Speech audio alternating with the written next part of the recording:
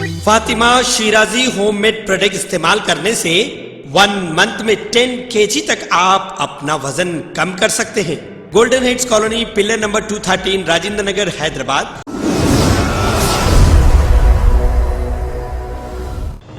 आप सभी का स्वागत है सच न्यूज में। आइए जानते हैं उत्तर प्रदेश और देश की राजधानी से कुछ खास खबरें। नई आबकारी नीति का विरोध अब बीजेपी दुकानों को सील करके कर रही है। आपको बता दें कि रविवार को मोती नगर इलाके में खुले एक शराब की दुकान को बीजेपी ने सील किया है। बताया जा रहा है कि मंदिर के सामने शराब की दुकान खोली गई थी और बीजेपी ने इस मौके पर दिल्ली सरकार मांग की कि अपने फायदे और शराब माफियों के फायदे के लिए जो शराब के ठेके खोल जा रहे हैं उसे तुरंत बंद करें। इस मौके पर प्रदेश बीजेपी अध्यक्ष आदेश गुप्ता ने कहा कि 2 दिनों पहले केंद्रीय मंत्री स्मृति ईरानी ने की गई वर्चुअल रैली जिसमें 1 करोड़ से ज्यादा लोग जुड़े और उन्होंने वादा किया था कि दिल्ली में खुले जाने वाली ऐसी शराब की दुकान जो मास्टर प्लान और निगम के नियमों के विरुद्ध हो और साथ ही रिहायशी इलाकों में खोले गए हो या मंदिर या स्कूल के बगल में खोले गए हो उसे तुरंत प्रभाव से सील करेंगे। तो उसी वादे के मुताबिक मोती नगर में एक मंदिर के ठीक सामने की शराब की दुकान को सील किया गया है। तो वहीं आदेश गुप्ता ने यह भी कहा कि 7 साल पहले अपनी ही लिखित स्वराज पुस्तिका में जो बात अरविंद केजरीवाल ने लिखी थी वो उसे पूरी तरीके से भूल गए हैं। केजरीवाल खुद कहते थे कि जब कोई नया शराब का ठेका खुलता है तो उसमें नेता से लेकर अफसर तक करोड़ों रुपए का घोटाला करते हैं। केजरीवाल दिल्ली की जनता को खुद बताएं कि उन्होंने 850 शराब की दुकान खोलने के लिए कितने रुपए का घोटाला किया है। साथ ही प्रदेश महामंत्री कुलजीत सिंह चहल ने यह भी कहा कि केजरीवाल सरकार ने दिल्ली को शराब के मामले में जंगल राज बना दिया है, लेकिन बीजेपी इस जंगल राज से दिल्ली वालों को मुक्ति दिलाएंगे। खुद के स्वार्थ में मुख्यमंत्री अरविंद केजरीवाल को इस समय दिल्ली की युवाओं के भविष्य से कोई मतलब नहीं है, महिलाओं की सुरक्षा से भी कोई वास्ता नहीं है और तो और राजस्व के बहाने अपनी जेब भरने वाले केजरीवाल इस समय शराब माफियाओं के चंगुल में पूरी तरह से ग्रसित हैं। दिल्ली में कोरोना संक्रमण के केस कम होने के बाद 9 से 12 तक के स्कूल सोमवार यानी आज से खुल गए हैं और इस दौरान स्टूडेंट्स को स्कूल जाते हुए भी देखा गया और सभी छात्र मास्क लगाए हुए थे और फिजिकल डिस्टेंस का पालन भी कर रहे हैं। तो साथ ही स्कूल में एंट्री करने पर उनके हाथ सैनिटाइज भी किए जा रहे हैं। तो वहीं दिल्ली कैंट के सर्वोदय कन्या विद्यालय में सोमवार यानी आज सुबह छात्राएं मास्क लगाकर पहुंची और यहाँ प्रदेश के उप मुख्यमंत्री और शिक्षा मंत्री मनीष सिसोदिया ने छात्राओं से बातचीत भी की। साथ ही आपको बता दें कि स्कूल में आने पर स्टूडेंट्स को अपने पेरेंट्स का अनुमति पत्र भी लाना होगा और इस संबंध में स्कूल्स की तरफ से पेरेंट्स को अनुमति पत्र भी भेजा गया था जिस पर पेरेंट्स को बच्चों को स्कूल भेजने के लिए अपनी सहमति देनी है। बिना परमिशन लेटर के स्कूल पहुंचने वाले बच्चों को एंट्री नहीं दिया जाएगा। साथ ही स्कूल खोलने के लिए प्रशासन की तरफ से शनिवार तक सभी तैयारियां पूरी कर ली गई थी। तो स्कूल में हाइब्रिड यानी ऑनलाइन और ऑफलाइन दोनों मोड में पढ़ाई जारी रहेगी और साथ ही जरूरी गाइडलाइन से संबंधित नोटिस स्कूल के मेन गेट, कॉरिडोर और वॉशरूम के बाहर लगाए गए हैं और स्कूल में ये भी सुनिश्चित किया गया है कि सभी स्टाफ का वैक्सीनेशन हो गया हो।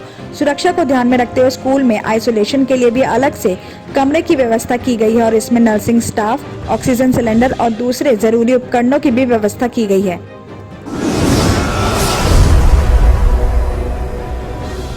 AIMIM के अध्यक्ष असदुद्दीन ओवैसी की कार पर गोली चलाने के आरोपी सचिन शर्मा के समर्थन में उसके गांव दुरियाई के ग्रामीणों ने रविवार को पंचायत में ग्रामीणों ने असदुद्दीन ओवैसी के भाषण के प्रति नाराजगी जताई और हाथों में पोस्टर लेकर पहुंचे लोगों ने ओवैसी के खिलाफ नारेबाजी भी की। तो वहीं सचिन के घर वालों ने ग्रामीणों को समझा बुझाकर घर भी भेज दिया। ग्रामीणों का कहना है कि ओवैसी को समुदाय विशेष के खिलाफ बयानबाजी नहीं करनी चाहिए। तो ग्रामीणों ने वीडियो बनाकर सोशल मीडिया पर भी पोस्ट किया है। आपको बता दें कि रविवार दोपहर करीब 12 बजे ग्रामीण बादलपुर कोतवाली क्षेत्र के दुरियाई गांव में इकट्ठे हुए तो युवाओं के हाथों में पोस्टर भी दिखाई दिए जिसमें ओवैसी से समुदाय विशेष विरोधी बयान नहीं देने की मांग की गई। तो पोस्टर पर देशभक्त सचिन भी लिखा हुआ था। तो ग्रामीणों ने कहा कि ओवैसी लंबे समय से भड़काऊ भाषण देते रहे हैं तो भाषण से आक्रोशित होकर सचिन ने कदम उठाया है। ओवैसी भड़काऊ भाषण देने बंद करें।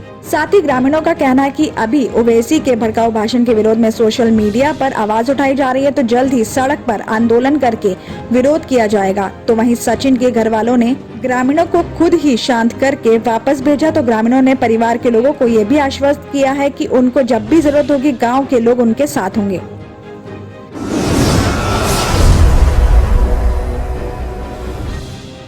PIMIM चीफ असदुद्दीन ओवैसी पर हुए हमले पर केंद्रीय गृह मंत्री अमित शाह ने राज्यसभा में जवाब दिया है। अमित शाह ने कहा कि असदुद्दीन ओवैसी जी कैटेगरी की सुरक्षा लें। गृह मंत्री अमित शाह ने कहा कि ओवैसी जनसंपर्क कार्यक्रम करने के बाद दिल्ली लौट रहे थे। अज्ञात व्यक्तियों की तरफ से उनके काफिले पर गोलियां चलाई गई और इस घटना में ओवैसी सुरक्षित बच गए, लेकिन उनकी गाड़ी के निचले हिस्से में गोलियों के 3 निशान दिखाई दिए और इस घटना को 3 गवाहों की तरफ से भी देखा गया है। आगे उन्होंने ये भी कहा कि इस संबंध में एक FIR भारतीय दंड संहिता की धारा 307 और आपराधिक कानून संशोधन अधिनियम 1932 की धारा 7 तहत थाना पिलखुआ जनपद हापुड़ में की गई है और इसकी जांच भी की जा रही है। साथ ही अमित शाह ने भी कहा कि ओवैसी का जिला हापुड़ में पहले से कोई कार्यक्रम नियत नहीं था और न ही उन्होंने कोई पहले खबर जिला नियंत्रण कक्ष को भेजी गई थी और ओवैसी घटना के बाद सुरक्षित दिल्ली वापस पहुंच गए हैं। जांच में पुलिस ने कार्रवाई करते हुए 2 शख्स को गिरफ्तार किया और उनमें 2 पिस्तौल, हर एक से एक और एक ऑल्टो कार की बरामदगी की गई है। गृह मंत्री ने आगे कहा कि घटनास्थल और गाड़ी की फॉरेंसिक टीम